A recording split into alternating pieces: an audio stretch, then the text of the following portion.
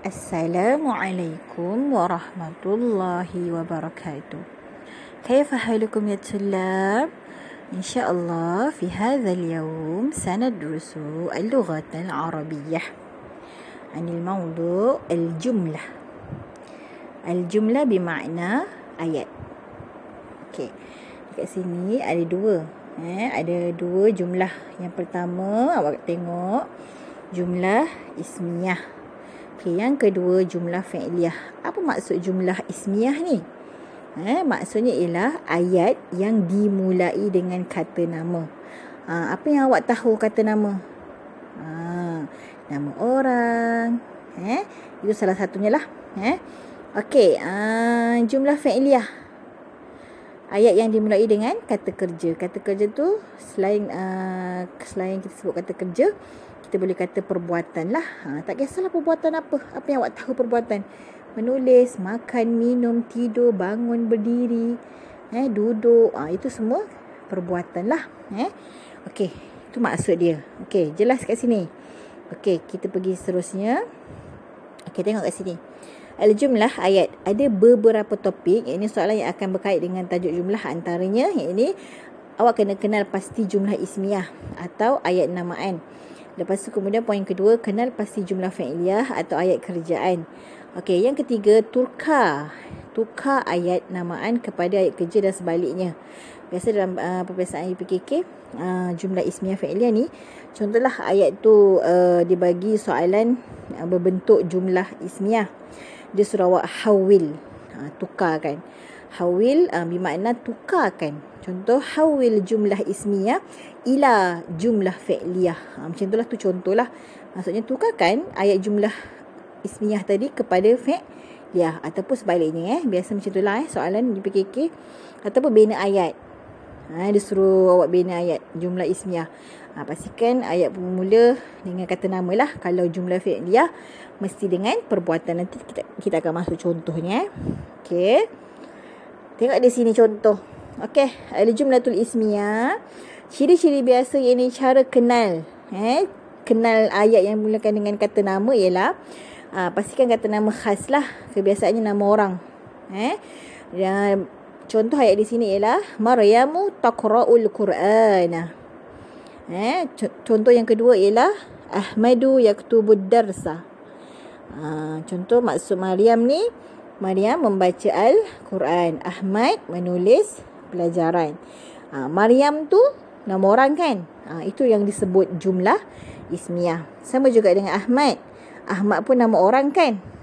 Itu yang disebut dengan jumlah ismiyah. Okey. Poin yang kedua nak tahu ayat tu jumlah ismiyah ataupun bukan ialah dia awal ayat dia mesti dimulakan dengan alif lam. Okey, awak nampak tak contoh? Di sini ada alif lam, nampak kan? Okey, inilah. Contoh alif lam ni lah. Okey, ayat pertama, at-talibu rakibad darrajah. Dia kata seorang murid lelaki itu menunggang basikal. Okey, contoh yang kedua, al-ustazu zahaba ilal fasli. Dia kata seorang guru lelaki itu pergi ke kelas. Ini contoh kata yang dimulai dengan kata nama. Okey, boleh nampak beza? Boleh faham? Okey, seterusnya contoh lain. Tadi yang 1, 2 kan? Okey, contoh yang ketiga ialah kata ganti nama. Macam nak kenal kata ganti nama ataupun domer lah. Dalam Arabnya domer. Mana dia domernya ni? Domernya ialah huwa ni. Nampak?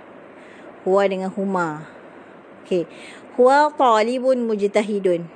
Dia seorang murid lelaki yang rajin. Okey, huma la'ibata kuratas sallah. Dia kata dia dua orang perempuan sedang bermain bola keranjang, bola jaring. Okey, contoh yang keempat ialah kata tunjuk ataupun isim isyarah. Isim isyarah tu tunjuk lah. Ini, itu, macam gitu. Tengok kat sini, mana dia kata tunjuknya ni? Hazihi. Hazihi darajatun jamilatun. Kata ini basikal sangat cantik. Zalika. Itu kitab. Hadhihi, zalika itu poin-poin jumlah ismiyah lah. Okey. Boleh faham? Okey. Tengok pula kalau contoh jumlah fi'liyah. Okey, kalau jumlah fi'liyah, ciri-ciri yang kita nak kenal, dia mesti yang pertama mestilah kata kerja di awal ayat adalah mufrad. Mufrad tu maksudnya apa? Tunggal, satu. Ataupun seorang gitu. Okey. Yang kedua, perkataannya 3 huruf atau 4 kerana ada tambahan huruf ya, ta. Asal sebenarnya dia perkataan 3 huruf je. Kalau ada tambahan pun ya ataupun ta. Sama ada ya kat depan ataupun ta kat belakang macam ni. Ya kat depan, ta kat belakang. Okey. Kalau ya ni melambangkan lelaki. Kalau ta ni melambangkan perempuan. Okay, tengok contoh jalasa yang pertama. Jalasa Muhammadun ala kursi. Dia kata Muhammad ni telah duduk di atas kursi. Yang kedua, raja'at Fatimah ilal baiti. Telah pulang Fatimah ke rumah. Contoh yang ketiga, telah menulis. Yaktubul muallimur risalah. Dia kata guru lelaki itu telah menulis. Sedang menulis apa? Surat. Okey. Boleh faham tak contoh 2? Ni baru 2. Okey, kesimpulannya secara ringkaslah untuk mudah faham isim tu ataupun ismiyah. Nak mudah faham, mestilah pertama kata nama khas, nama orang. Yang kedua alif lam. Yang ketiga domir lah, huwa huma hum hiya huma una anta antum antum anti antum antuna ana nahnu. Tu 14 domir tu. Isim isyarah, hadza hazi hazani hatani zalika tilka. Petunjuk itu ini, macam tu Okey, fa'al. Fa'al pun ada 4. Dia bukan kata nama lah, perbuatan. Dia 3 huruf. Perkataan dia 3 huruf. Biasa 3 huruf ni, inilah kalau perkataan asal dia, dasar dia. Kalau tambahan ni, kat depan atau kat belakang, yang hantar je lah untuk melambangkan perempuan dan lelaki. Dan dia mesti mufrad. Mufrad jika di depan ayat. Maksudnya kalau kat depan, dia tak boleh jamak. Dia tak boleh tambah alif nun ke, waw nun ke. Dia mufrad lah. Okey, mufrad satu ataupun seorang, tunggal tadi tu. Okey, cukuplah sekadar hari ini. InsyaAllah kita akan sambung lagi di lain hari, insyaAllah. Assalamualaikum warahmatullahi wabarakatuh.